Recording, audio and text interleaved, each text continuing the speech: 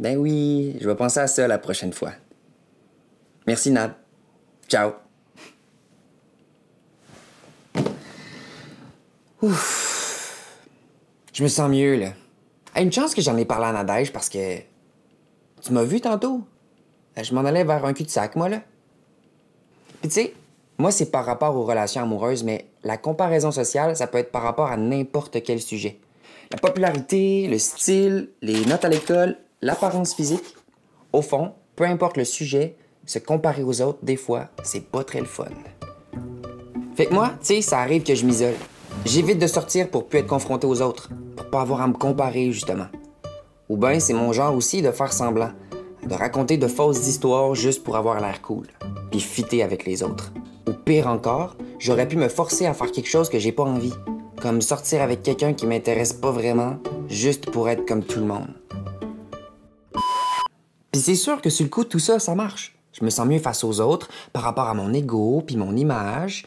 Mais à chaque fois, c'est sûr que mon malaise puis ma tendance à me comparer reviennent. Puis c'est juste de pire en pire. Mais tu sais, en jasant avec Nadège, elle m'a amené sur des pistes intéressantes. Premièrement, c'est sûr que c'est difficile d'arrêter de se comparer ou de se faire comparer à d'autres. Mais par contre, c'est à nous de décider l'importance qu'on accorde ou non à la comparaison sociale. Et justement, c'est quand on se connaît bien soi-même, quand on sait quelles sont nos valeurs, nos forces, nos limites, qu'on peut arriver à atténuer l'impact de la comparaison sur soi.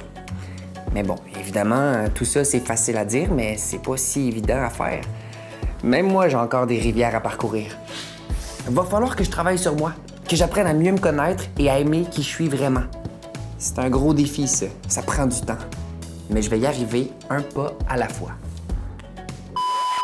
Au final, on s'en fout un peu de ce que les autres pensent, disent, font ou de quoi ils ont l'air. En tout cas, on essaye de s'en foutre.